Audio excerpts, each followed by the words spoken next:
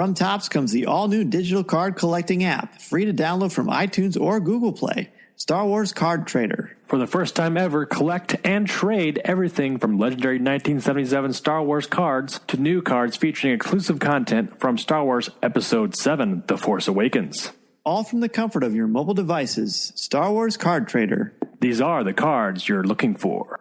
Listening to Coffee with Kenobi, you are, with Dan Z and Corey Clubb, the podcast you're looking for. This is, yes. For an entire generation, people have experienced Star Wars the only way it's been possible, on the TV screen. But if you've only seen it this way, you haven't seen it at all. This is the podcast you're looking for. We've been waiting for you. The force is strong here, even stronger than the coffee. At last! Where have you been?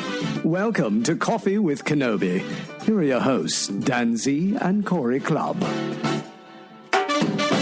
Hi, this is Leland Chee, creative executive at Lucasfilm, and you're listening to Coffee with Kenobi with Dan Z and Corey Clubb.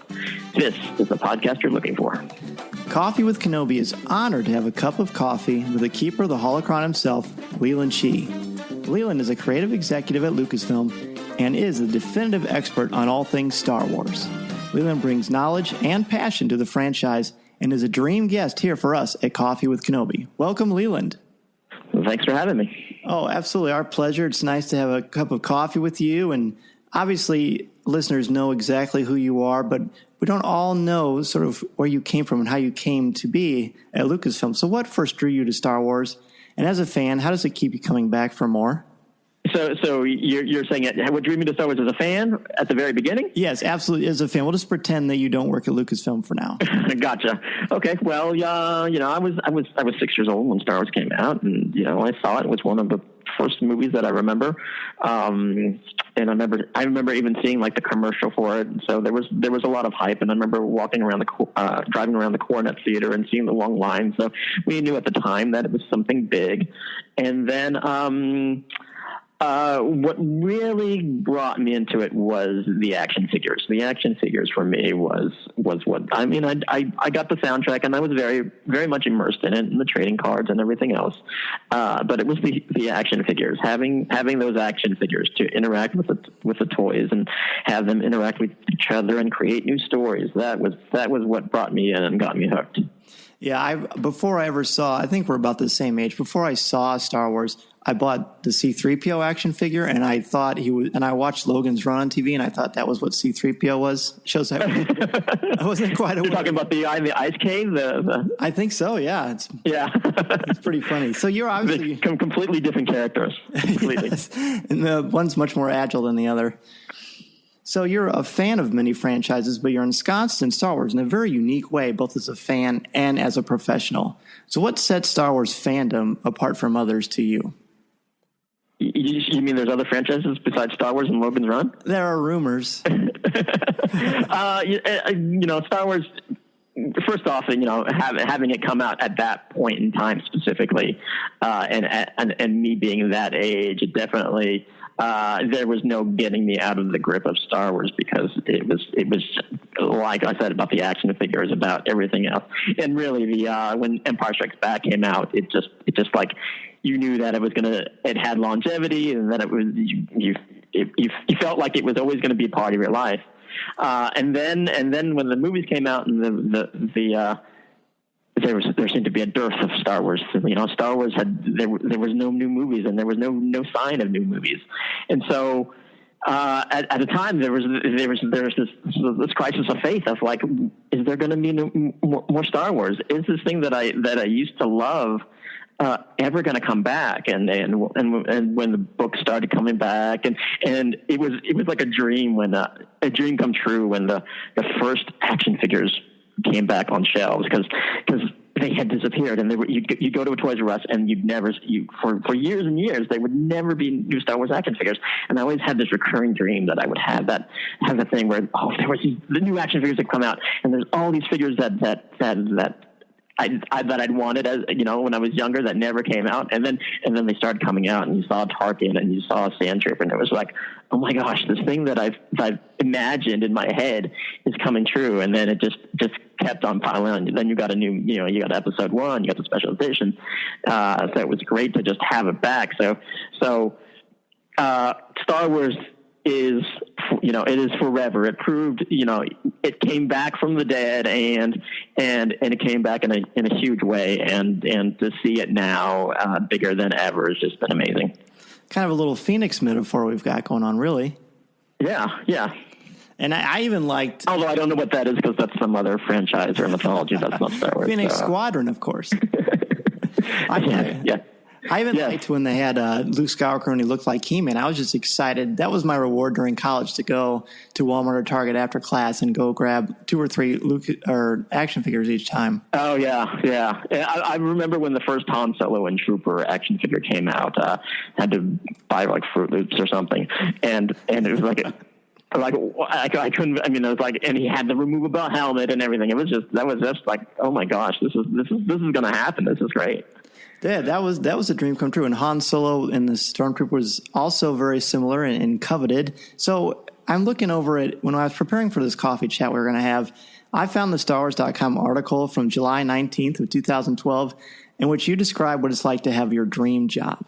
As Star Wars is a vocation as well as a passion, how do you manage to walk the line so beautifully and still be a fan? Walk the line so beautifully. well, thank you for calling it beautiful.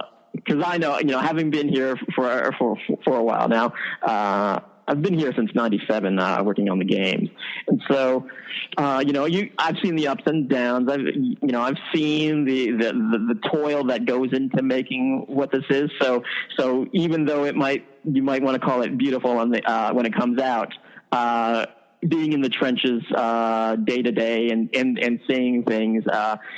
All the works that go behind the scenes is you have a different perspective of it, because we put our greatest effort in making this stuff perfect, but to get anywhere near that is a lot of hard work. It is. It takes a lot of commitment and compassion from a lot of people to get it to where it is. So, thanks for calling it beautiful, but it's a lot of work to get there.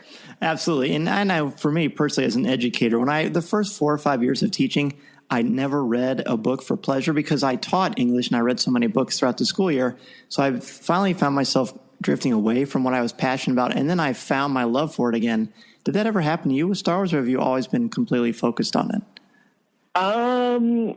Like I said, I've been here since '97, so it's occupied a large part of my adult life, and as a kid, I always had this dream that I want to work for George Lucas. I don't care what I do, I want to work for George Lucas, and so I never realistically thought that it would happen.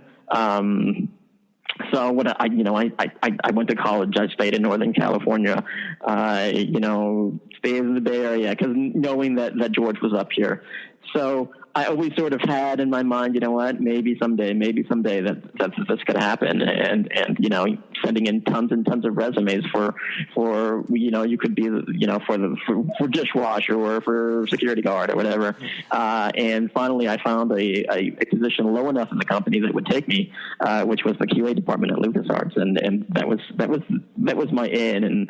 And at that time I thought that was it. I had made it. Oh, isn't that one? I think I felt like I made it doing my first interview, when I had a Darth Vader standee that was right behind me as I did my written part of the interview. Oh man, I can just picture it now. So you've obviously, as you've heard, Leland, there's been a transition from the expanded universe to the Legends line, in which everything released is now considered canonical. So how has that evolution affected the Holocron? Yeah, I think I've heard about that. You may have. As far as the Holocron goes, I mean, for the Holocron, it's really simple. It's a different field. So all the lore that we had created for the expanded universe that stays in its own field, and then the canonical material has its new field, and it's not really that different. I mean, it's just another place to store information, and we started building that information, pretty much from the ground up, based on what we know from the films and the TV.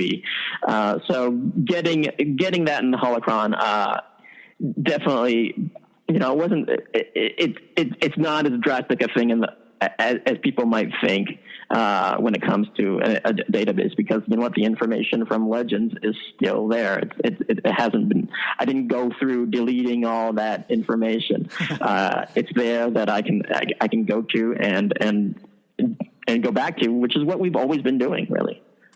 And I think when people think about you working on the Holocron, they picture you sitting in sort of like the Bat Cave with all kinds of monitors everywhere and all kinds of lights going on and things. I've only got two. When I upgraded from one monitor to two monitors, that was a huge deal, because then all of a sudden I could, read a manuscript while accessing the database on a different screen, or watching a episode of an upcoming series, and then entering information in the database from that. So I think two is my limit. That's pretty good. Still not bad having the best job ever. Pretty exciting. And you mentioned upcoming series and television series. So Lego and Star Wars have always been a collaboration beloved by fans of both franchises. And, of course, premiering on June 20th on Disney XD is Lego Star Wars: The Freemaker Adventures. What can you tell us about this new chapter in the Star Wars universe? I'm really excited about what we've been doing, because really I see it as the evolution of Star Wars storytelling. The previous TV specials that we've done, that Michael Price was the writer on, when you talk about Paddle and Menace and Yoda Chronicles and Droid Tales, if you start looking at their earliest TV specials, and you go to the later ones, you can see how the sort of temperament or our approach to Lego Star Wars has slowly evolved. So you started off with things that were like, strict parody, we're going for the laughs, very, very topical humor.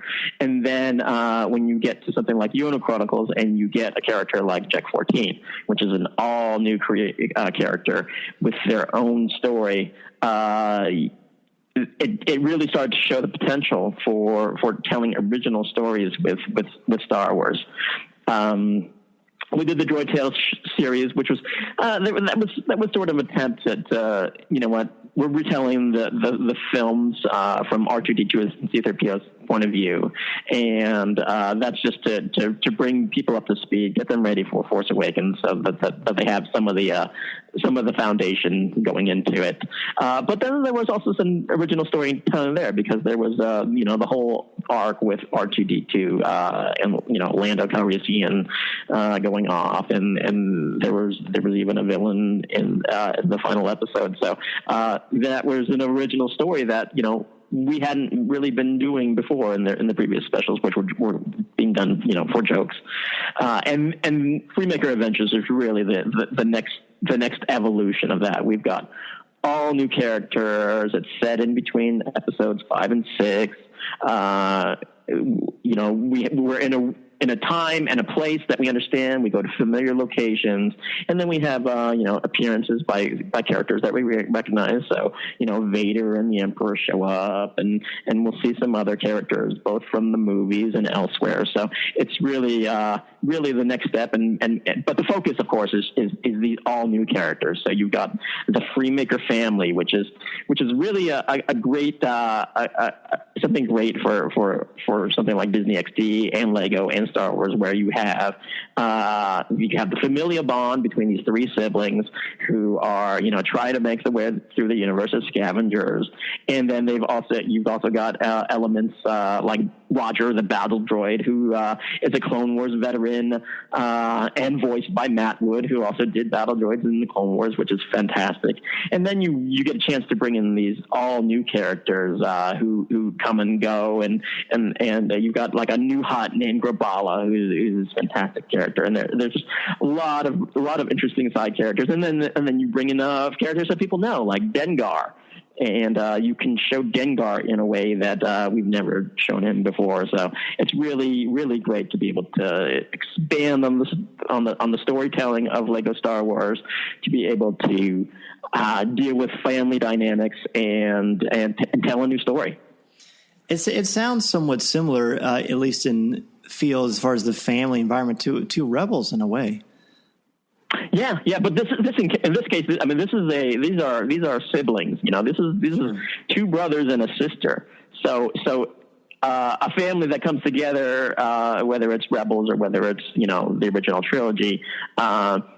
That's one thing, but this is a different type of feeling, because you know what, you don't get to choose your family, your relatives. You know, you don't get to choose your siblings. So these, for better or for worse, these people are stuck with each other, and they have, you know, I mean, their entire history is with each other, and so they've got a bond that probably extends beyond being the crew of a ship. Well, and just every morning, my 3-year-old and I will watch, of course, the Mickey Mouse Clubhouse, and then they show the trailers for the Freemaker Adventures. And my son, of course, has not seen any of the films yet. That's coming soon.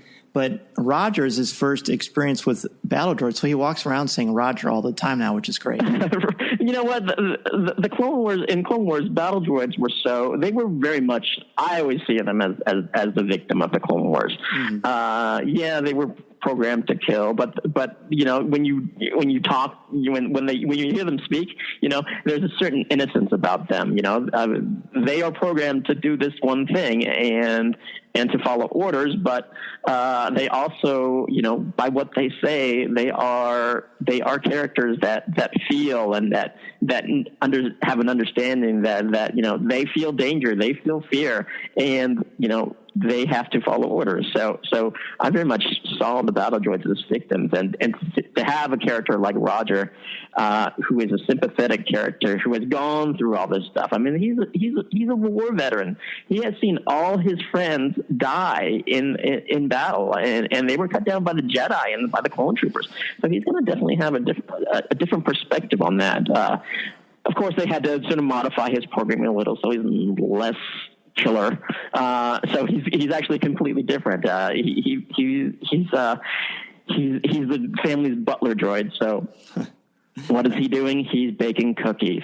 He's, you know, mopping the floors of their ship, the Star Scavenger. So all his devotion to combat that he had during the Clone Wars has been wiped from him, and his sole responsibility is taking care of the Freemakers and Rowan specifically. But he also has a sense of self, where he knows he really thinks that he is the last battle droid, and so there is this idea of self-preservation for him, because he thinks that he's one of a kind. So you've got the two conflicting things, but ultimately he does the right thing, stumbling every once in a while. Well, you've got to love that. He's very much is the antithesis of Mr. Bones, I would say. Obviously, yeah. That's a great thing by having being able to tell stories in different platforms. When you do a novel that's targeted for a certain audience versus a TV show, Lego TV show that's targeted for another audience, you can have these different approaches to these characters that are equally compelling but completely different. Hey, it's Dan Z and Corey Clubb from Coffee with Kenobi, and we are excited to let you know about the Star Wars card trader app from Topps. Yeah, Dan, you remember those cards that came out in 1977, the good old days? Well, they're back again. Yeah, so it's the Star Wars card trader app. It has them all, as well as fantastic images from The Force Awakens, The Clone Wars, Rebels, and much more. Absolutely. You've got your favorite characters, memorable scenes, you've got key moments. It's all there. You get credits every day for free from the app, which is available from iTunes or Google Play. Open packs from the cantina, trade with your friends, and enjoy these amazing Star Wars memories as you take your first step into a larger world. There's so many different sets to choose from also, and there's so many great cards to chase. There's special inserts, there's rewards for completing sets and variants. It's everything you love in collecting from a galaxy far, far away. The Star Wars digital card trader collecting app from Topps. These are the cards you're looking for. And that's really the beauty of Star Wars. It reinvents itself for a new generation all the time, and no matter what the medium or the age bracket, there are still wonderful stories to tell. And really, when we're talking about Star Wars and storytelling, the video game portion of the Star Wars universe is pretty exciting. There's a lot going on. There was just a video released the other day about different things that are coming from EA. So what does the video games in general as a platform do for the franchise to you? The release of the video games, I mean, obviously it's evolving. The different games each have their own objectives. So the first Star Wars Battlefront was very much fulfilling these battle fantasies, going to planets that you knew, and recreating in some form familiar battles, whether it is on Endor or on Hoth or Tatooine, or creating new battles on a planet like Cellist. And then we've got several of our mobile titles which all appeal to different aspects. There's you get some storytelling in the Uprising game. If you are a collector of characters, then you've got Galaxy of Heroes. So each of the different types of games strike at a different fantasy or desire for Star Wars fans, whether it's collecting all the characters or whether it's pure combat. And then we'll start to see the next evolution when you see these new stories that are coming from EA. There's real storytelling where we can go into new characters and new events that impact the galaxy that we know it. So it's really exciting, but we've really just started with the games. As you can tell from that EA trailer. Right. There's a lot more storytelling that we want to do. Wow, it really is. We're a broken record, but it really is a beautiful time to be a Star Wars fan. No question about that. Oh yeah. It's been amazing and unbelievable. And every time there's been so many times when we thought, what is this it? Is this because we've seen it go way before. So knowing that it is going to be for around for the foreseeable future, and with Disney as the custodians of the brand, it doesn't seem like there's any end. And so now we've got, which is a relief, for Star Wars fans like us that we did go through those dark times. That's right. And even with the dark times, when you would find a scrap of something, it was like finding gold or like finding water in the deserts. Now the water's everywhere. It's ubiquitous. And thank goodness. Yeah. I mean, there were times where you could, you couldn't get Star Wars stationery. There was not Star Wars stationery in stores. I mean, that's crazy to think of now. Oh, you couldn't find Star Wars party favors. It was the 90s where it was a dark time. It was. And then Timothy Zahn came out, and that really was a nice adrenaline surge. Oh yeah. I can remember going to the bookstore and seeing that cover of Heir of the Empire, and it just was like, wow! Oh my gosh! Is this real? Is this the store actually has Star Wars stuff, and it has a Star Wars story, and it's We're learning more about the characters that we haven't seen anything about in like 7, 8, 9 years. So it was great to start seeing that come back. But then we got the movies, and we had no idea who had any idea of what would be coming down. Right, what we have now. So you've got in a very shortly we're going to have Celebration London, and then next year Celebration Orlando. And last year at Anaheim, it was the first year for the podcasting stage, which, of course, is near and dear to my heart. So I know that's where we met. That's exactly right. I've talked about that. I kept wanting to go to the podcast stage because I'm a big fan of the podcasts. All podcasts, really. And so when I heard that they were doing that, it was just an incredible experience. I knew for you guys, and also just a great way to engage with fans. And so I wanted to try to make it to the stage, and so I sort of it was a little slot of time that I had in the day, and your guys' show was the one that was on. It was great.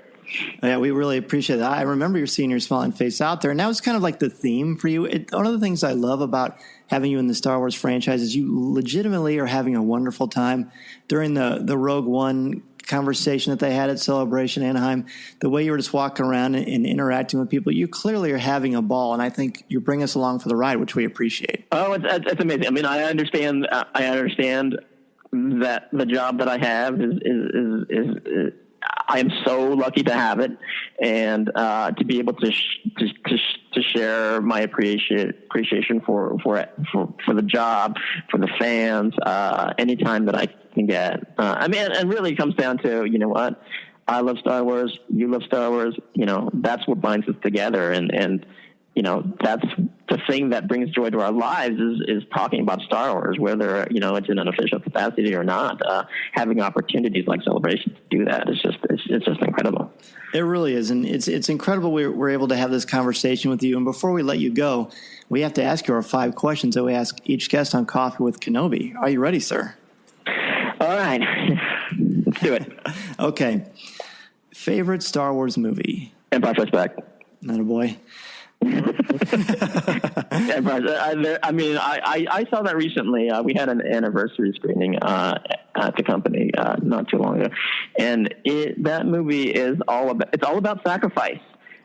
All these characters are doing things because they are, you know, Luke is sacrificing on Han and Leia, you know, Han is sacrificing for, it's just back and forth. You have these friends who would do anything for each other, and plus in addition to the you know, amazing special effects and the jaw-dropping moments that are just like one after the other, it's really the sacrifice. That's the thing that I gravitate towards in that movie.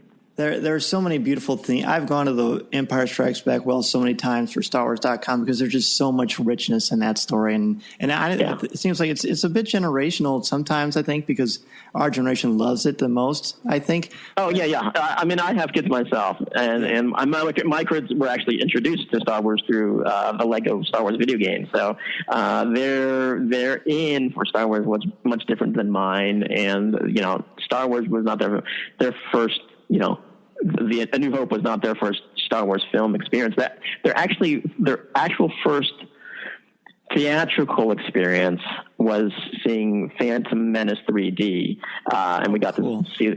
We had a screening at Skywalker Ranch for that, and it you know, as a parent and seeing the joy of that movie in my kids, it gave me a whole different perspective on that movie. It really did. You know what? That was the first movie I took the older boys to see, and the first Star Wars movie my wife had seen at theater, and just the way they reacted to that and the synergy and how it all brought everyone together. It was really a tremendous moment, which was, of course, echoed last December by The Force Awakens.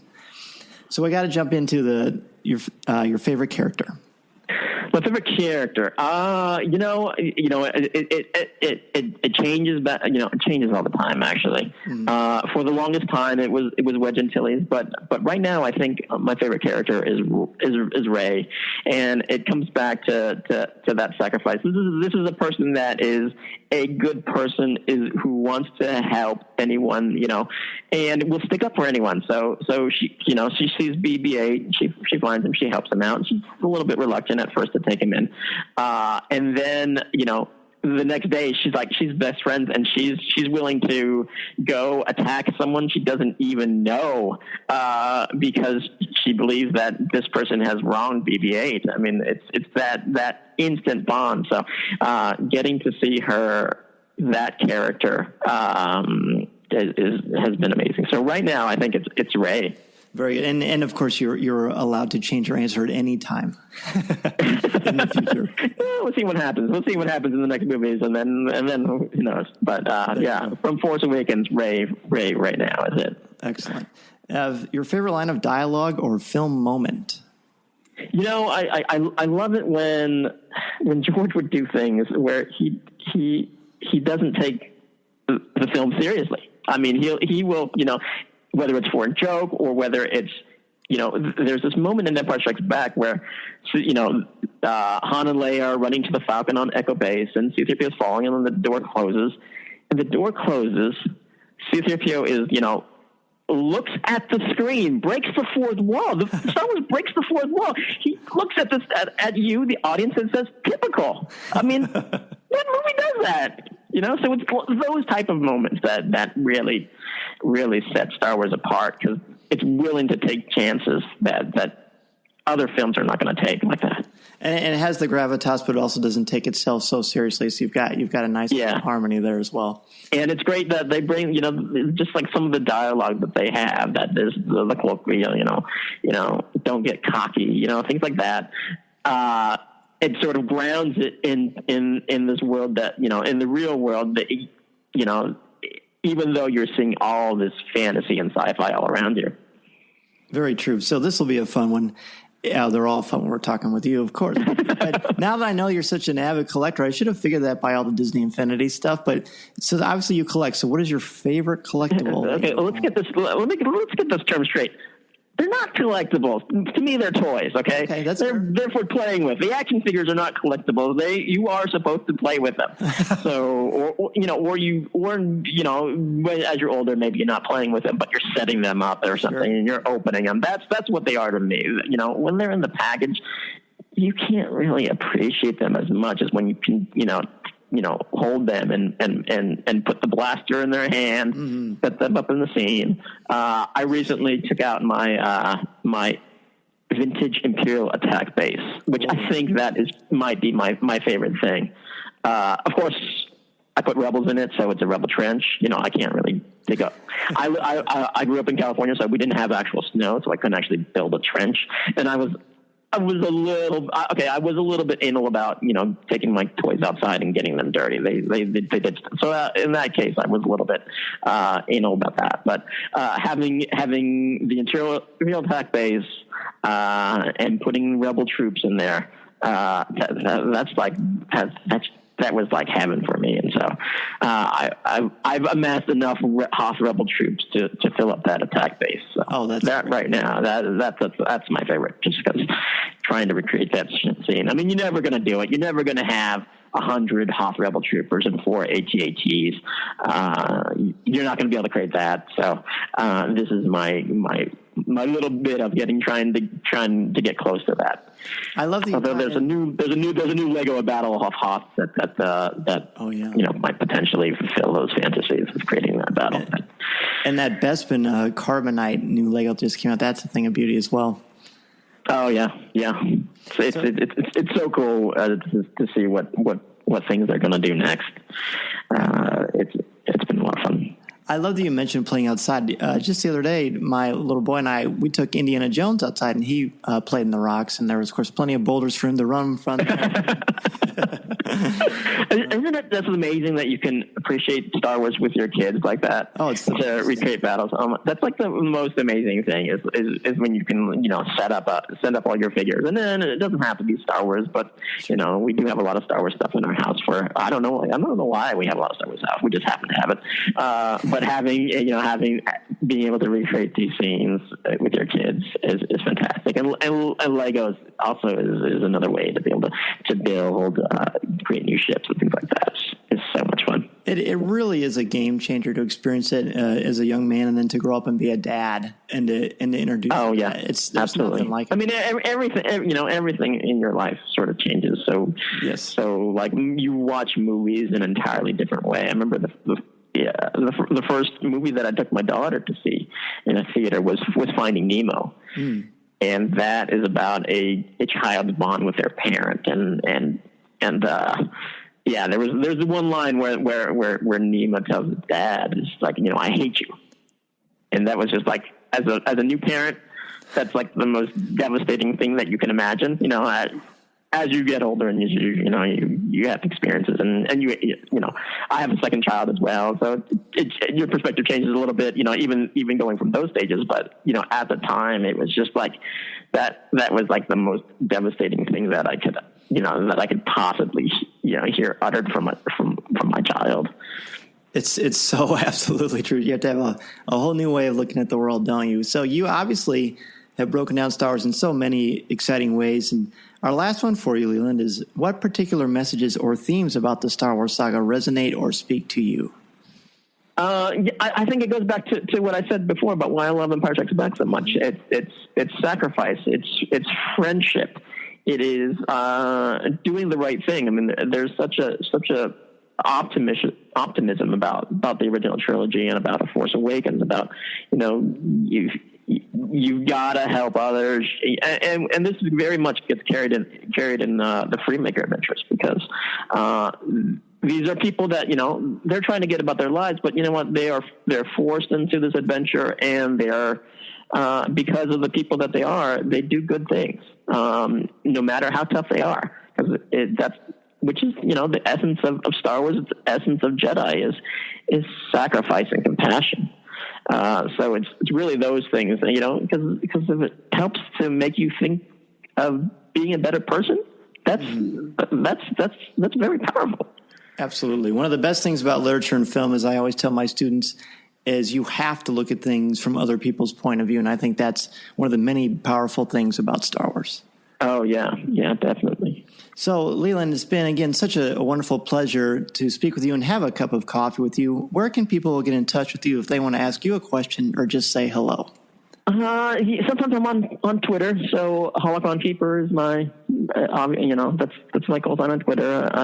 If I see something visual that I want to take a picture of, Instagram, but there's not much stuff. So really Twitter, Holocron Keeper.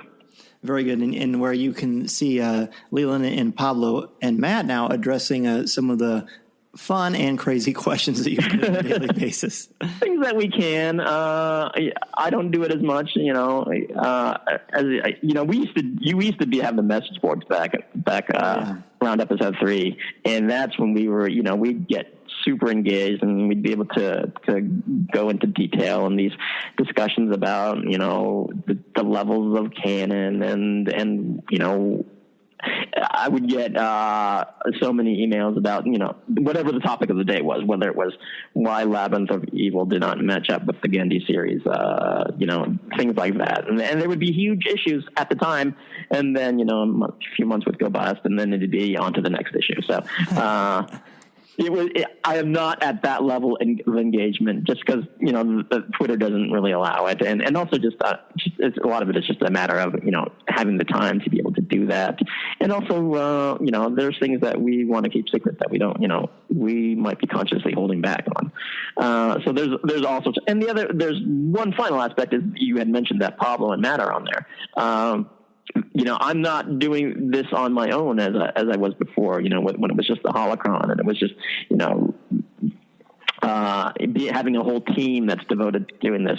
I'm no longer as comfortable as I was before about saying, this is it, because I'd like to be able to confer with the rest of the story guys or story folks on certain things. So I'm not necessarily as open as I was before about that type of thing.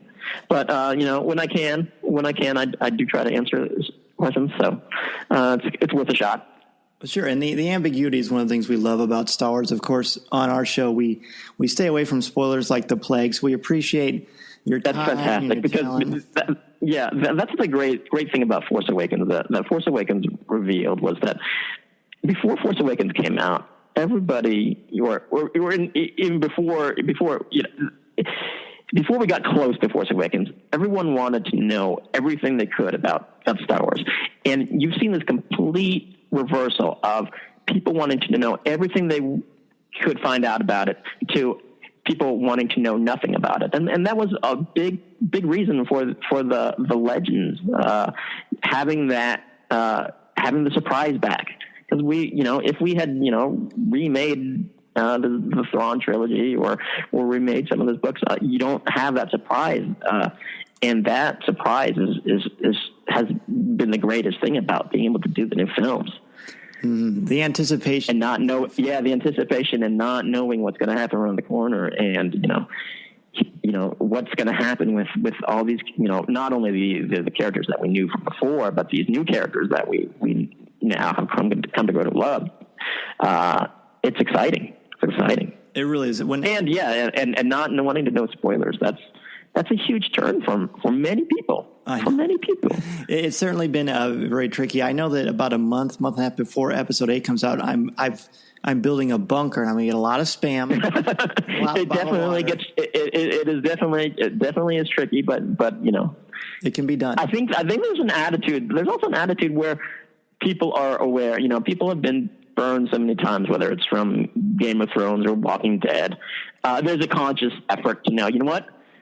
I'm not going to spoil it for, I will have spoilers, but you know what? Spoiler alert, That's right. So to put up those little deflectors, and the people that have, ruined stuff in the past, well, you know what? You've already blocked them already, or you've already, unfriended them already. They're banned. That's right. Because you know what? We've been through that so many times where things were spoiled for us that we always have these deflectors on, and people are also aware that, you know what? We're going to be sensitive with this information because, you know what, I don't want to make anybody mad. It used to be where oh, I know something, I want to shout it from the rooftops to show that I know it. And that's completely changed because, you know what, people, if they want to stay protected from the spoilers, they're going to avoid those people. Absolutely right. Yeah, this is a community that is very vocal, as you know, and very passionate. So you walk a fine line, but it's well worth it, and it's well worth the wait to have you on Coffee with Kenobi, Leland. Thank you so much. Oh yeah, I know we've been trying to get this for a long time. So thank you very much for all your patience. Chewie, get us out of here!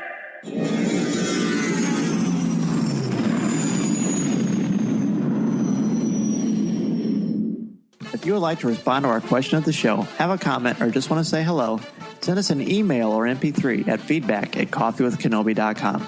Or if you have a specific question or comment for either of us individually, email us at danz@coffeewithkenobi.com or coryc@coffeewithkenobi.com, or visit us at coffeewithkenobi.com and click on the Contact Us section, or comment on one of the stories featured on the site.